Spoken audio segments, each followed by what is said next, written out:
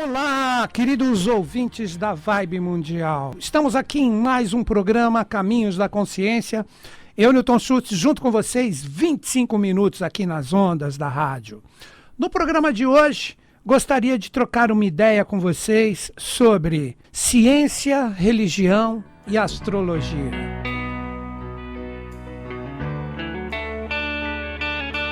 No comando do som tá lá o Pedrão fazendo tudo chegar bacaninha e redondinho para vocês, sempre divulgando aqui, ele que faz o programa quando eu estou aqui com vocês chegar de uma forma legal, seja na internet diretamente, seja no podcast quando é gravado. Tá aqui um abração para esse querido humano que eu tô sempre brincando com ele aqui. Galera, é o seguinte, esse tema, né, é muito interessante, né? Quando nós falamos de ciência e religião, são duas coisas que eu acredito que com o tempo isso vai ter que ter uma fusão, que a própria ciência representa uma das formas de nós nos religarmos, mas para que ela, de repente, ofereça o que nós realmente precisamos conectar como conhecimento para descobrir as realidades celestes, ela precisa se abrir um pouquinho mais para esses mistérios, né? Então, na verdade, são duas forças que andam de uma forma conjunta, que eu vou pegar hoje como exemplo a própria astrologia como um caminho do meio, por que não dizer assim, né? Que nós podemos dizer que ciência, astrologia não é uma ciência propriamente dita no mundo dos homens hoje, é a astronomia que tem a observação direta dos astros. Quando nós falamos de astrologia, que na verdade, como eu sempre digo e vou falar sempre quando eu faço essas comparações, nós temos a astrologia como mãe da astronomia. Então, quando nós pensamos em astrologia, essa linguagem dos astros e etc. Aí entramos nos arquétipos, olha como eu estou falando aqui, nos arquétipos dos 12 signos do zodíaco, não são constelações. As pessoas erroneamente fazem essas comparações, nós não estamos falando de estrelas extremamente distantes. Na verdade, nós temos arquétipos que são trabalhados pela humanidade de acordo com essa captação. O que está em cima, como diz o princípio hermético da correspondência, é igual que está embaixo. Só que aqui nós temos uma realidade terrena e nós temos uma realidade celeste acima. Então, na verdade, são duas forças que andam conjuntas, mas que, como sendo uma fonte de uma mesma origem, só que uma é a causa, o outro é o efeito, nós temos uma lei que deve ser estudada. Então, quando nós começamos a compreender esses pontos, a gente começa a entender o paralelo que deve existir entre ciência e religião. Quando nós ficamos muito, vamos dizer assim, cristalizados somente em um desses pontos, nós acabamos travando o verdadeiro sentido do caminho do meio, que fará no momento certo com que a gente descubra grandes coisas. Um exemplo, né? Claro que eu vou falar mais sobre astrologia adiante, mas eu estou ainda fazendo a introdução do programa. Quando nós falamos de todas essas pesquisas que a ciência faz, que ela está querendo procurar a partícula de Deus, já existem várias coisas que estão acontecendo de uma forma, vamos dizer, oculta ainda da humanidade, já com os experimentos, mas que não podem ser divulgados. Isso a gente bem sabe, né? Infelizmente as coisas funcionam dessa forma. Às vezes tem até o lado positivo, por que não? No sentido de nós termos o preservar para que determinadas energias e consciências não cheguem à humanidade de forma errônea, como foi em outrora na Atlântida, né? Onde a humanidade teve o conhecimento angélico e utilizou isso de forma errônea, por isso que a Atlântida acabou, né? E surgiu um novo tipo de ser humano. Poderia ter sido um transbordo vibracional absolutamente tranquilo e sereno, com amorosidade, paz e fraternidade. Não foi, com guerras, com embates e depois o declínio dessa grande civilização, que na verdade está onde? Dentro de nós. Todas essas energias, todas essas forças antigas estão dentro de nós. Então, quando a gente começa a procurar com a nossa ciência oficial atual essa partícula de Deus, enquanto não houver o avanço espiritual do conhecimento das leis, dessas dimensões que representam forças que permeiam a nossa realidade física, mas nós podemos chamar de planos ou mesmo dimensões, por que não? Nós estamos falando de forças vibracionais que quando o ser humano, ou mesmo o cientista, ele se abrir um pouco mais para essas realidades, ele vai começar a vislumbrar o que são as realidades do mundo astral, do mundo mental, e entender essa força e esse padrão criado pelas energias do próprio ser humano, mas a grande chave está no coletivo, o que nós temos permeando o planeta Terra, né? Aí sim nós vamos começar. Claro, chegando nesse ponto, estarmos mais fraternos, nós vamos começar a adentrar nesses mistérios de uma forma direta, mas numa extrema paz, absolutamente harmônica, para que nós possamos juntos ter essa idade de ouro de volta, né? Então nós temos ainda muito trabalho para fazer esse paralelo entre ciência e religião. Pegando a própria astrologia, como eu disse para vocês, que é uma forma de compreender como o ser humano lida com esses arquétipos.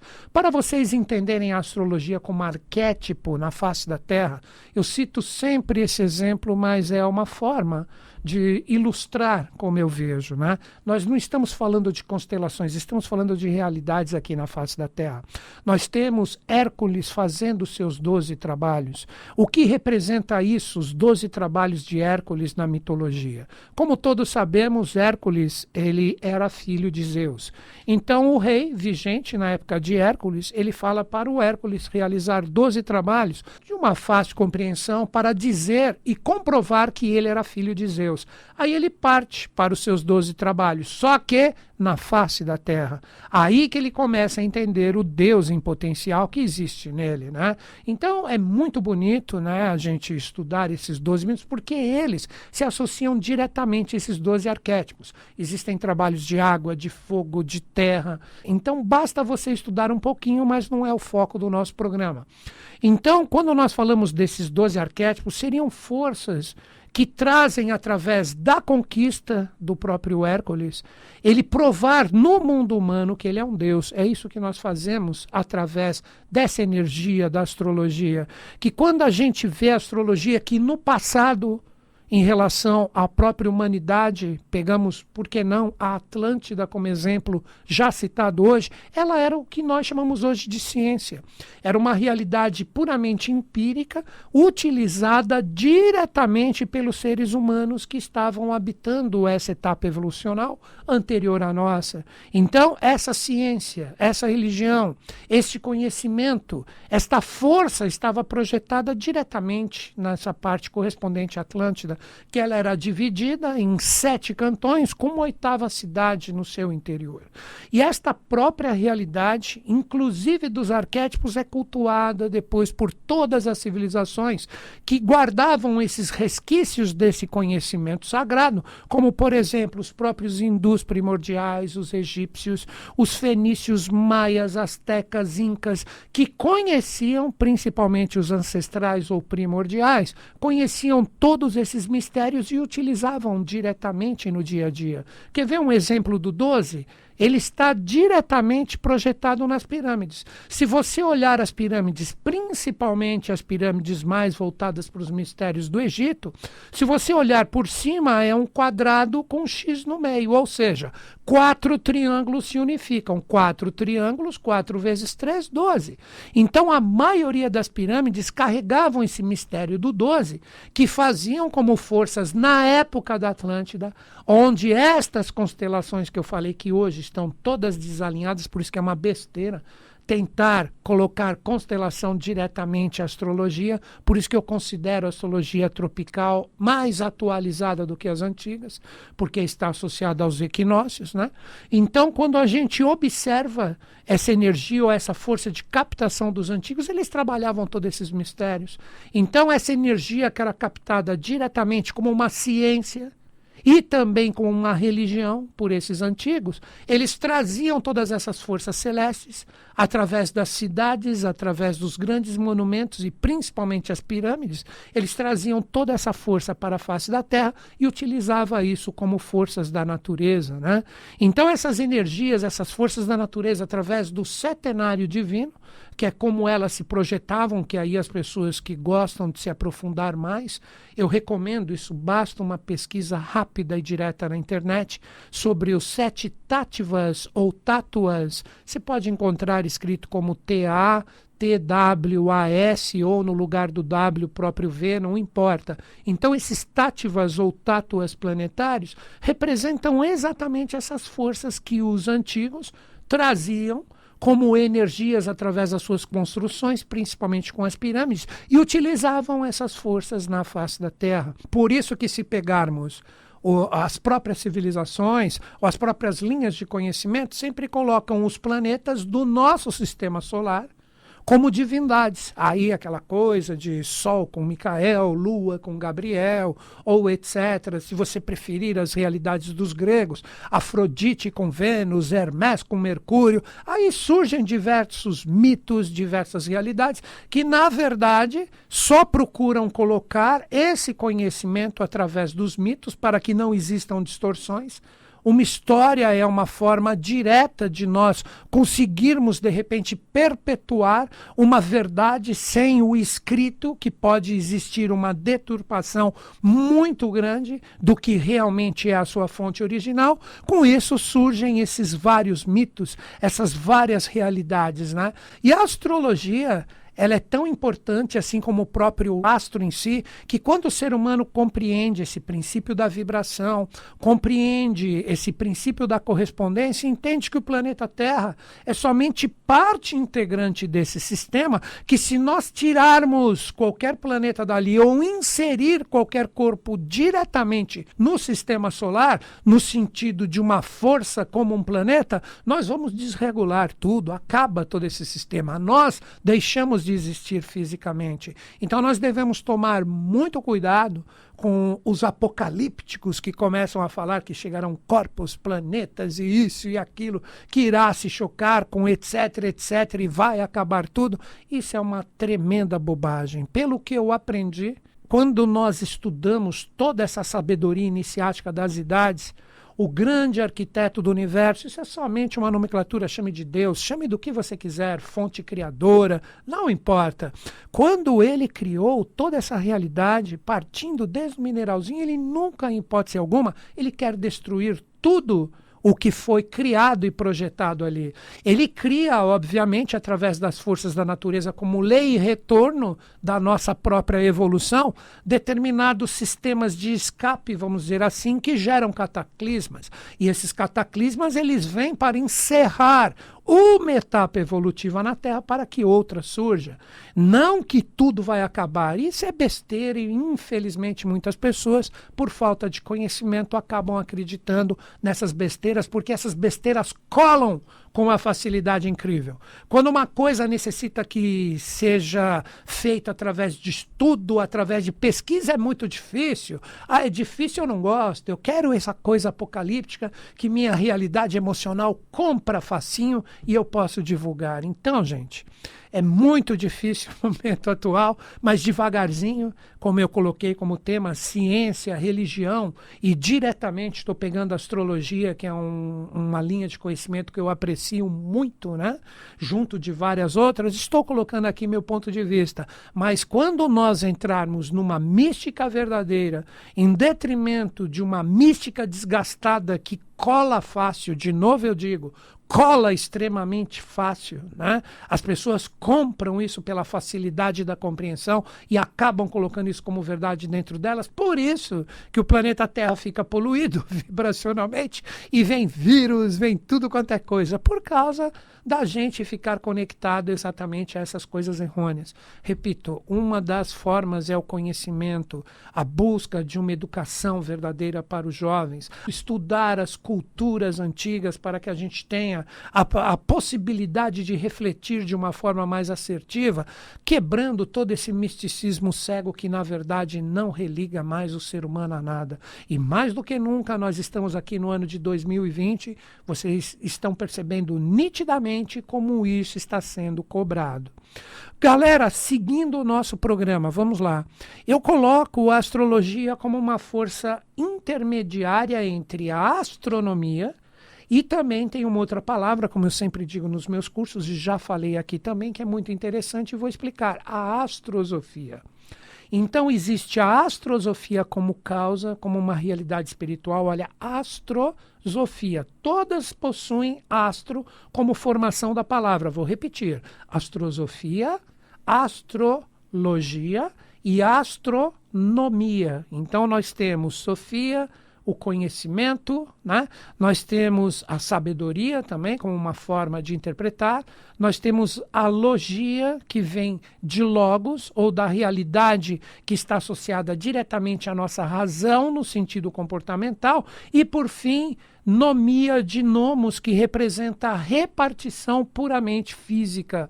Por que nomos, a repartição física? A astronomia, agora que você entende, a astronomia de astro, nomos, então observa o céu e o divide de uma forma que a compreensão humana possa entender o que está ali expresso. Os, vamos dizer assim, bairros ou realidades correspondentes aos estados, por que não cidades do Antigo Egito eram conhecidos como nomos, que nada mais representam, né, do que repartições de um mesmo local, de um mesmo país ou mesmo de um próprio estado com suas cidades.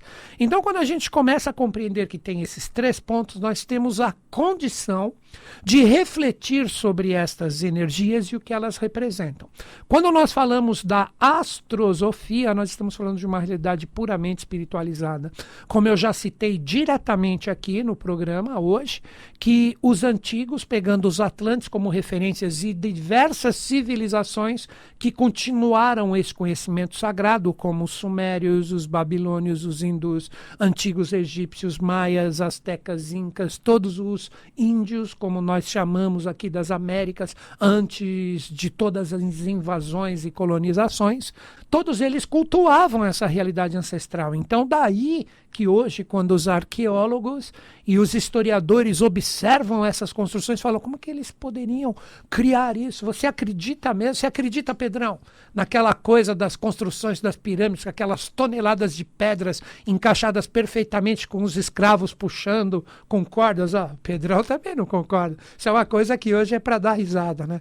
É porque existia, obrigado, Pedrão, a participação, é que hoje nós temos a liberdade maior do conhecimento, e antigamente existia toda essa tecnologia, daí que eu falo ciência e também religião, de trabalhar de uma forma sintonizada diretamente, os antigos, com as forças celestes, captavam essas energias, que eu chamo hoje de tátivas, para vocês, a palavra não é minha, só estou colocando o que eu já citei para vocês pesquisarem, e essas energias eram manipuladas com a força da matéria, então eles moldavam essas realidades da forma que bem queriam. Isso não está somente ali no Egito, isso existem vários resquícios por todo o planeta, nas próprias Américas, né? Quando o pessoal faz aquela excursão para Machu Picchu aqui na América do Sul, você tem Ollantaytambo ali, uma rocha cortada de uma forma perfeita, tudo isso era feito através dessa tecnologia. Então essa realidade que representava a astrosofia, ou o conhecimento e a sabedoria dos astros de como aplicar essas forças, isso era uma realidade dos antigos. Essa tecnologia foi recolhida. Ela não existe hoje como acesso se você não possui esse conhecimento e esse amor junto da sabedoria dentro de você. Aí ninguém manipula essas forças, né?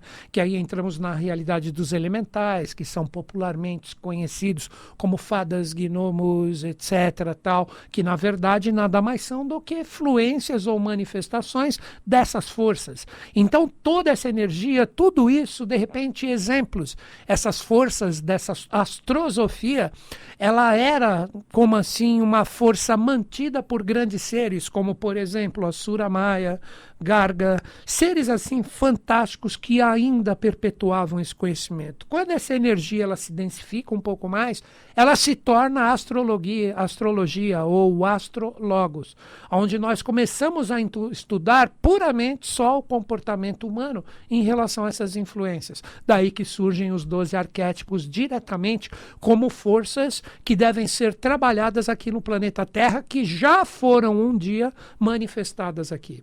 Na época da Atlântida, aí sim você tinha as estrelas alinhadas com todas essas forças. Hoje em dia não. Hoje está tudo desalinhado. O nosso sistema solar é trabalhado de uma forma diferenciada em relação esses 12 arquétipos que nós devemos ter como reconquista. Mas aí é a minha visão, você não precisa acreditar, você acredite no que bater como verdade para você. Nunca, em hipótese alguma, acreditar porque eu estou falando. E essas próprias realidades desse setenário se manifestam diretamente no ser humano como consciências correspondentes às suas idades. O próprio ser humano vive, nós aqui com os arquétipos dos planetas agora, nós vivemos idades correspondentes a essa força. Quer ver? Quando nós somos crianças, puramente crianças, a nossa infância, nós vivemos o quê? A influência da Lua.